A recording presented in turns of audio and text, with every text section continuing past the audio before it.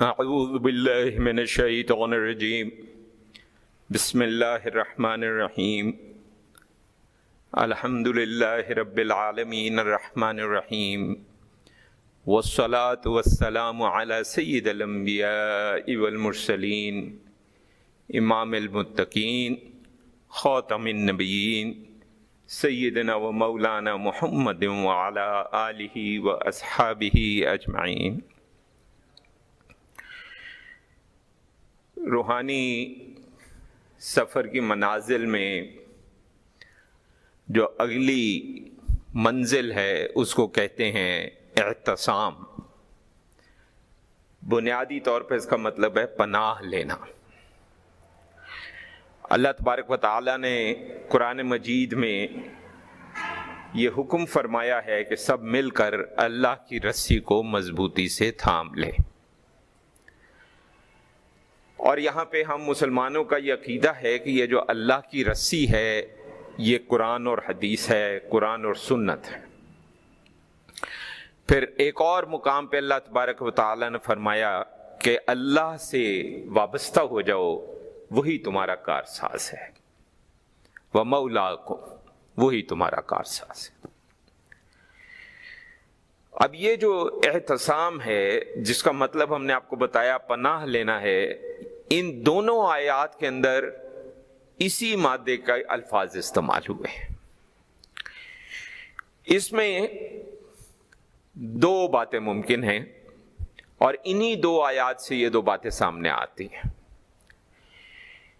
ایک تو ہم نے کہا کہ اللہ کی رسی کو مضبوطی سے تھام لینا، اس سے مراد کیا ہے کہ اطاعت جو اللہ کی ہے اس پر جم جانا ہے اور ہر حال میں اس کے احکامات پر نگاہ رکھنی ہے، اور اس طرح رکھنی ہے کہ ہر حکم جو اللہ کی طرف سے ہے اس کو بغیر ریا کے، بغیر کسی دنیاوی فائدے کے، صرف اللہ کے حکم کی تعظیم میں وہ اس کی فرما برداری کرے۔ کسی قسم کا کوئی وہم و گمان، چاہے دنیاوی اسباب سے متعلق ہو یا دنیاوی وابستگی ہو، کوئی ان سب چیزوں سے بلند ہو کر، ہر طرح کے تردد سے نکل کر، ہر قسم کے شک سے نکل کر براہ راست اللہ کے ساتھ وابستہ ہو جانا۔ یہ ایسے ہی ہے جیسے انسان چھوٹی پناہ کو چھوڑ کر ایک عظیم اور سب سے بڑی پناہ میں چلا جائے جو کہ اللہ کی پناہ ہے۔ اس کا دل ہر قسم کے شک سے پاک، کوئی تردد نہ ہو، اس سے انسان کو حقیقی سکون بھی حاصل ہوتا ہے۔ اب پناہ میں جو آنا ہے، ظاہر ہے ہر انسان کا اپنا ایک مزاج ہوتا ہے، تو تین طرح کے لوگوں میں مسلمانوں کو ہمارے مشائخ علیہم الرحمہ نے تقسیم کیا ہے۔ ایک قسم ہے عام مسلمان، ایک قسم ہے خاص، اور ایک قسم ہے جو خاص لوگوں میں سے بھی خاص ہیں، یعنی اللہ کے اولیاء علیہم الرحمہ۔ تو جو عام انسان ہے یا عام مومنین کا درجہ ہے، وہ اپنی زندگی کو قرآن اور سنت کے مطابق اپنا دستور بنا کر سنوارتے ہیں۔ وہ اللہ نے جو وعدے کیے ہیں ان کو یاد رکھتے ہیں، جس میں جنت کے انعامات، اور اس کے علاوہ بھی جو بھی اللہ تبارک و تعالیٰ نے انعامات کا تذکرہ کیا یا احادیث مبارکہ میں کوئی تذکرہ ہوا، اور جو وعید آئی ہے جس میں جہنم کی بات یا اور کسی قسم کے معاملات، احادیث مبارکہ میں بھی بہت سے ایسے معاملات ہیں اور قرآن مجید میں بھی بہت سی جگہوں پہ ہیں، ان سب باتوں کو دل سے ایک عام مومن تسلیم کرتا ہے، اور اس کی تصدیق جو ہے جتنی مضبوط ہوگی اور جتنا زیادہ وہ دل سے مضبوطی سے ان سب باتوں پہ اپنا ایمان رکھے گا، اتنا ہی اس کے دل میں اللہ کی اطاعت کا جذبہ پیدا ہوگا، ایمان مضبوط سے مضبوط تر ہوتا چلا جائے گا۔ قرآن و سنت کی روشنی میں وہ باتیں جن کا اللہ نے حکم دیا، جن کا نبی کریم صلی اللہ علیہ وسلم نے حکم دیا، ان کی بڑی قدر کرتا ہے، اور وہ باتیں جن سے اللہ نے منع کیا اور نبی کریم صلی اللہ علیہ وسلم نے منع کیا، ان کی بھی وہ بڑی قدر کرتا ہے، اور اللہ کے رسول صلی اللہ علیہ وسلم کے آگے اپنا سر جھکا دیتا ہے اور ان کے ہر حکم پر عمل پیرا ہونے کی کوشش خلوص کے ساتھ کرتا ہے۔ کوتاہی ہو جائے تو اللہ تبارک و تعالیٰ اس کو محفوظ فرما دیتا ہے۔ ایک چیز ذہن میں رکھیں، پہلے بھی ہم کئی بار عرض کر چکے کہ انبیاء اکرام علیہم السلام معصوم ہوتے ہیں اور اللہ کے نیک بندے محفوظ ہوتے ہیں۔ محفوظ سے ہماری مراد کیا ہے؟ ہماری مراد یہ ہے کہ ان سے کوتاہی ہو جاتی ہے، لیکن پھر اللہ ان کے دل میں نظامت ڈال دیتا ہے، اللہ اذن و توفیق دے دیتا ہے کہ وہ فوری طور پہ اللہ کے آگے جھکتے ہیں اور مغفرت طلب کرتے ہیں، اور اللہ تبارک و تعالیٰ ان کو معاف فرما دیتا ہے، کیونکہ ان کی مغفرت میں سچائی ہوتی ہے، ان کی التجا میں سچائی ہوتی ہے۔ اور ظاہر ہے کہ جو لوگوں کے سامنے ہو اس میں تو ریا ہو سکتی ہے، لیکن جو تنہائی میں ہو اس میں تو ریا نہیں ہو سکتی۔ تنہائی میں اللہ کے آگے جھک کر، گڑ گڑا کر، رو کر جو کوتاہی ہو گئی، جو گناہ ہو گیا، اس کی مغفرت طلب کرتے ہیں۔ اس کو ہم محفوظ ہونا مانتے ہیں۔ تو ایک معصوم ہونا ہے، ایک محفوظ ہونا ہے۔ امت کے تمام نیک پرہیزگار لوگ، چاہے وہ عام مومنین میں خاص ہوں یا اولیاء کے درجے کے ہوں، یہ سب کے سب لوگ محفوظ ہوتے ہیں۔ اس کے علاوہ یقین اور انصاف پر ان کی ساری زندگی اور ان کے معاملات کی بنیاد ہوتی ہے، یعنی تمام معاملات کو اس یقین پر کہ اللہ ہے اور اللہ کی وحدانیت ہے، اور نبی کریم صلی اللہ علیہ وسلم اللہ کے نبی ہیں، رسول ہیں، اور آخری نبی و رسول ہیں، اور جو شریعت آ چکی وہ آخری شریعت ہے، اس میں اب کوئی تبدیلی نہیں ہوگی، اور اس میں جو وعدے ہوئے ان پہ ہمارا ایمان ہے، اس پہ جو وعید آئی، جو بتایا گیا کہ کیا کیا سزا ہو سکتی ہے، ان پر ہمارا ایمان ہے۔ اس سب کو یقین کے ساتھ ذہن میں رکھتے ہیں، دل میں رکھتے ہیں، اور اپنے ساتھ مخلوق کا جب معاملہ آتا ہے تو مخلوق کے معاملے کو وہ کوشش کرتے ہیں کہ انصاف کی بنیاد پر اس کو پورا کریں۔ اب یہ معاملات جب سارے ہوتے ہیں تو یہ اللہ کی طرف آنے کا جو راستہ ہے اس میں پناہ میں ایک عام مومن کے آنے کا یہ راستہ ہے کہ اس میں یہ خصوصیات ہوتی ہیں۔ اب آپ کسی وقت اکیلے میں باوضو ہو کر 2 نفل پڑھ کر سجدے میں جا کر اپنے آپ کو ٹٹولیں کہ ان میں سے کتنی باتیں ہیں جو ہم میں پائی جاتی ہیں، کیا ہم اللہ کے احکامات پر پورا یقین رکھتے ہیں؟ کیا ہم نبی کریم صلی اللہ علیہ وسلم کے فرمودات پر پورا یقین رکھتے ہیں؟ کیا اس کے مطابق ہم زندگی گزارنے کی کوشش کرتے ہیں؟ کیا ہم اپنے معاملات کو انصاف کی بنیاد پر کرنے کی کوشش کرتے ہیں؟ اگر ان سب کا جواب عام طور پہ مثبت آئے، ہاں میں آئے، تو الحمدللہ اللہ کا شکر ہے کہ اس نے ہمیں مومنین کے درجے میں رکھا ہے۔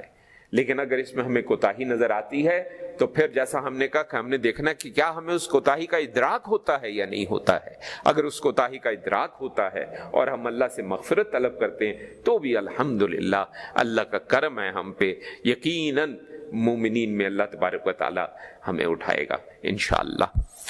اس کے بعد دوسرا ہم نے کہا کچھ منتخب بندے ہوتے ہیں مومنین میں، یہ درمیان والا درجہ ہے۔ یہ جو خاص لوگ ہیں، وہ جو عام مومنین والی خصوصیات ہیں وہ تو ساری ان میں پائی جاتی ہیں، کیونکہ وہ تو بنیاد ہے، اس کے بغیر تو کچھ ممکن ہی نہیں ہے۔ لیکن یہ جو لوگ ہوتے ہیں اس کے علاوہ اللہ کی پناہ میں آنے کے لیے قطع تعلق کرتے ہیں۔ اچھا، قطع تعلق کا مفہوم بھی یہاں پر مختلف ہے۔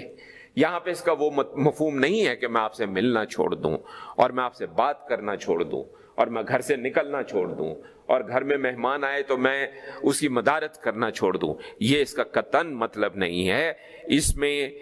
سب سے پہلی جو چیز ہے وہ ہے ارادے کی حفاظت، کہ کیا میں اپنے ارادوں کی حفاظت کر پاتا ہوں یا نہیں۔ بندہ اپنی خواہشات کو اور ارادوں کو، نفسانی امور جو ہیں اور جو نفس ہے اس سے بچا کر کیا صرف اللہ کی رضا کے لیے اپنی توجہ جو ہے وہ مرکوز کر سکتا ہے یا نہیں کر سکتا ہے؟ کیا وہ اپنی خواہش کو اللہ کی خواہش میں فنا کر سکتا ہے یا نہیں کر سکتا ہے؟ یہ وہ ساری باتیں جو عام مومنین کی تھیں، ان کے اوپر پھر یہ ایک بات جو خواص ہیں، جو منتخب ہیں، ان میں یہ ایک خصوصیت پائی جاتی ہے۔ یہاں پہ ایک بات عرض کر دیں، پچھلے کئی سالوں سے ایک تحریر ہے اسی مفہوم میں تقریباً، جو کہ حدیث قدسی کے نام سے بتائی جاتی ہے، سنائی جاتی ہے، اور کئی بار ہم نے دیکھا کہ لوگ اس کی پرنٹڈ حالت میں یا چھپائی کی حالت میں اس کو بانٹتے بھی ہیں، لیکن اور اس کے الفاظ کچھ یوں ہیں کہ اے ابن آدم، ایک تیری چاہت ہے، ایک میری چاہت ہے۔ ایک بات ذہن میں رکھیں کہ یہ ایسی کوئی حدیث نہیں ہے، یہ پوری ذمہ داری کے ساتھ عرض کر رہے ہیں، ایسی کوئی حدیث نہیں ہے۔ اس سے ملتے جلتے مفہوم میں کچھ احادیث موجود ضرور ہیں، یہ نہیں ہے، لیکن ملتا جلتا مفہوم ہے، لیکن وہ بھی ساری کی ساری ضعف کی اتنی کمزور حالت میں ہے کہ تقریباً ان کو موضوع یعنی گھڑا ہوا ہی مانا جاتا ہے۔ اور اس میں بھی آپ غور کریں تو آپ کو پتہ چلے گا، دیکھیں اللہ نے جو قلب دیا ہے اس قلب کے اندر ایک حق کو پہچاننے کا پیمانہ ہے۔ اب آپ ایک بات بتائیے، آپ سے کہا جائے کہ آپ اپنی خواہشات کو اللہ کی خواہشات میں فنا کر دیں، تو اس کا مطلب ہے آپ کی اپنی خواہش تو باقی نہ رہی۔ اب آپ بتائیں، یہ پھر اگر کہا جائے کہ اگر تو اپنے آپ کو سپرد کر دے گا اس کے جو تیرے اللہ کی خواہش ہے تو اللہ تجھے وہ دے دے گا جو تیری خواہش ہے، یہ تو باتیں دونوں آپس میں ٹکرا گئی۔ جب ہم نے اپنی خواہش اللہ کی خواہش میں ختم کر دی تو ہماری تو خواہش رہی نہیں۔ جب ہماری خواہش رہی نہیں تو کون سی خواہش دینے کی بات ہو رہی ہے؟ اور پھر ہم نے تحقیق کی کہ یہ عبارت کہاں سے آئی ہے، تو پوری ذمہ داری کے ساتھ عرض کریں یہ عبارت ہمارے گلوکار کے الفاظ ہیں، اور اس گلوکار نے بھی یہ عبارت جب استعمال کی ہے اس سے پہلے اس نے پوری ایمانداری کے ساتھ کہا ہے کہ اس انگریزی میں کہا ہے کہ کسی بھی اسکرپچرز میں سے اس کا تعلق نہیں ہے، یعنی نہ یہ قرآن سے ہے، نہ یہ حدیث سے ہے، نہ کسی پرانے صحائف سے ہے، نہ کسی پرانی کتاب سے ہے۔ اور پھر اس نے ساتھ یہ بھی کہا ہے کہ لیکن میں یہ سمجھتا ہوں کہ یہ جو الفاظ ہیں جو ہمارے دین کی اصل ہے اس کے مطابق ہیں، لیکن ہم ان سے اختلاف کرتے ہیں، یہ اس کے مطابق نہیں ہے، کیونکہ جب ہم نے اپنی خواہش اللہ کی خواہش میں ختم کر دی تو اب ہماری خواہش نہیں رہی۔ جب ہماری خواہش نہیں رہی تو بس بات ختم ہو گئی۔ اور اگر ہماری خواہش جو ہے اللہ رسول کا دیا ہوا جو پیمانہ ہے اس کے مطابق ہے تو پھر تو مسئلہ ہی کوئی نہیں، اس سے تو کسی نے روکا ہی نہیں ہے، وہ تو ہم اپنے رب سے مانگ سکتے ہیں اور بالکل کھل کر مانگ سکتے ہیں، اس میں کوئی مسئلہ نہیں۔ دوسرا، وہ مخلوق کے ساتھ انتہائی اخلاق کے ساتھ اپنا رویہ رکھتے ہیں۔ اس سے مراد کیا ہے کہ مسلمان مومن اللہ کا بندہ مخلوق میں ہر کسی کے ساتھ اخلاق سے پیش آئے گا، نرمی سے پیش آئے گا، فیاضی سے پیش آئے گا، اس کے دل میں کینہ نہیں ہوگا، بغض نہیں ہوگا، تکبر نہیں ہوگا۔ اور یہ صرف دوسرے انسان کے لیے نہیں، یہ صرف مسلمان کے لیے نہیں، اللہ کی تمام مخلوق کے لیے۔ سیرت النبی صلی اللہ علیہ وسلم کا مطالعہ کریں، آپ کو نظر آئے گا کہ نبی کریم صلی اللہ علیہ وسلم کا رویہ جانوروں کے ساتھ بھی کیسا تھا، پھر انسان، اور پھر انسانوں میں مسلمان، اور پھر مسلمانوں میں جن کو اللہ تعالیٰ مومنین کا درجہ دیتے، تو ہر کسی کے ساتھ وہ نرمی کا رویہ رکھتے ہیں، اخلاق ان کا اچھا ہوتا ہے۔ اس کے بعد ایک اور ان کے اندر خصوصی ایک صفت ہوتی ہے، اور وہ یہ ہے کہ وہ تمام دنیا اور دنیا کی محبت اور لگاؤ اور تعلق اس کو وہ ختم کر دیتے ہیں۔ اب ختم کرنے سے پھر یہاں یہ مطلب نہیں ہے کہ ایک انسان جو ہے اس کا بیوی بچہ چھوڑ کے وہ پہاڑوں میں نکل جائے، یہ مطلب نہیں ہے ختم کرنے کا۔ ختم کرنے کا مطلب یہ ہے کہ اس کا دل اللہ کے سوا ہر چیز سے بے نیاز ہو جائے۔ اگر اللہ نے مجھے اولاد دی ہے، اس اولاد کی تربیت اللہ نے مجھ پہ فرض کی ہے، میں وہ تربیت کروں، کیوں؟ کیونکہ میرا اللہ چاہتا ہے۔ میں نے نکاح کیا ہے، میں نے نکاح کیوں کیا ہے؟ میرے نبی کی سنت ہے۔ یعنی ہر چیز، ہر عمل، چاہے وہ دنیا کا ہے یا دنیا کے علاوہ جیسے کثرت نوافل کرتے ہیں، یہ سب کچھ، ہر چیز کے لیے اس کا رخ جو ہوتا ہے اور اس کا جو تعلق ہوتا ہے، اس کا جو جوڑ ہوتا ہے، وہ جا کے سیدھا کہاں ہوتا ہے؟ اللہ تبارک و تعالیٰ کی ذات کے ساتھ۔ اسی مقام کے بارے میں اللہ تبارک و تعالیٰ نے قرآن کے اندر جو الفاظ استعمال کیے ہیں وہ ہیں عروۃ الوثقی، سورہ البقرہ کے اندر ہے، یعنی سب سے مضبوط سہارا، ایک کڑا جو اتنا مضبوط ہے کہ اس کو تھام لیا جائے تو دنیا بھی سنور گئی، آخرت بھی سنور گئی۔ اس کے بعد ہم نے کہا جی ایک تیسری قسم ہے، اس کو ہم خاصۃ الخاص بھی کہتے ہیں، اخص الخواص بھی کہتے ہیں، منتخب ترین ہیں۔ وہ جو منتخب ہے ان میں سے بھی ایک اوپر درجہ ہے، یہ ہے جو اللہ سے وصال کے ساتھ پناہ مانگتے ہیں۔ یہ سب سے اعلیٰ درجہ ہے جو اولیاء کرام علیہم الرحمہ کو نصیب ہوتا ہے۔ اور یہ بھی ایک چیز ذہن میں رکھیں کہ ولی بلند سے بلند ترین مرتبے پر پہنچ جائے، صحابی کو نہیں پکڑ سکتا، صحابیت تک نہیں پہنچ سکتا۔ یہ ہمارے ہاں آج کل کچھ وقت سے ہم دیکھ رہے ہیں اس قسم کی باتیں کچھ لوگ کر رہے ہیں، اللہ تعالیٰ ان کو ہدایت دے کہ شاید فلاں اللہ کا ولی، استغفر اللہ، وہ الفاظ بھی کہنا ہم پسند نہیں کرتے، ہم سمجھتے ہیں آپ کو پتہ چل گیا ہے کہ ہم کیا کہنا چاہ رہے ہیں۔ بڑے سے بڑا، بلند سے بلند مرتبے پہ اللہ کا ولی ہوگا، صحابی ادنا سے ادنا صحابی سے بھی وہ نیچے ہی رہے گا۔ نبی کریم صلی اللہ علیہ وسلم کو ایمان کی حالت میں جس نے ایک نظر دیکھ لیا، اس کے ساتھ کیا مقابلہ کسی کا؟ کوئی مقابلہ نہیں ہے۔ یہ جو لوگ ہیں ان کا تعلق اللہ کے ساتھ براہ راست ہو جاتا ہے، یہ بالکل عین الیقین والی بات ہو جاتی ہے، یہ حق کا مشاہدہ کرنے والی بات ہو جاتی ہے۔ بندہ ہر چیز سے نظر ہٹا لیتا ہے اور صرف اللہ کی ذات اور اللہ کی صفات کی طرف اپنی نظر کر دیتا ہے۔ اس کا مرکز صرف اور صرف اللہ ہوتا ہے اور وہ ذات اور صفات ہی کا مشاہدہ کرتا ہے۔ اور اس کے باوجود کہ اتنا قرب سے حاصل ہو جاتا ہے، اس قرب کی کیا کیفیت ہے وہ حدیث قدسی ہم آپ سب جانتے ہیں، جو صحیح ہے اور حدیث قدسی ہے جس کے اندر الفاظ نبی کریم صلی اللہ علیہ وسلم کی زبان مبارک سے نکلے ہیں، لیکن بات اللہ کی طرف سے ہو رہی ہے کہ ایک وہ وقت آتا ہے کہ جب اللہ اپنے بندے کی زبان بن جاتا ہے، اللہ اپنے بندے کے ہاتھ بن جاتا ہے، اللہ اپنے بندے کے پاؤں بن جاتا ہے۔ یہ حدیث قدسی ہے، ہم آپ سب جانتے ہیں، علماء اکثر اس کو بیان کرتے ہیں۔ ہاں، اس کی تفسیر بیان کرتے ہوئے کئی بار کچھ ایسا مبالغہ بھی بیان کر جاتے ہیں کہ اللہ ان کو ہدایت دے۔ لیکن اصل بات یہ ہے کہ اتنا قرب حاصل کر دینے کے باوجود وہ اس طریقے سے تعلق بنتا ہے کہ اس میں عاجزی رہتی ہے، احترام رہتا ہے، محبت رہتی ہے، لیکن ادب بھی رہتا ہے، تواضع بھی رہتی ہے، اور خشیت اور خوف بھی رہتا ہے. یعنی اتنی بالکل ہی جسے کہتے ہیں کہ خوف سے باہر نہیں انسان نکل جاتا. اللہ کی ذات وہی بات، امید بھی ہے، خوف بھی ہے، محبت بھی ہے، خشیت بھی ہے.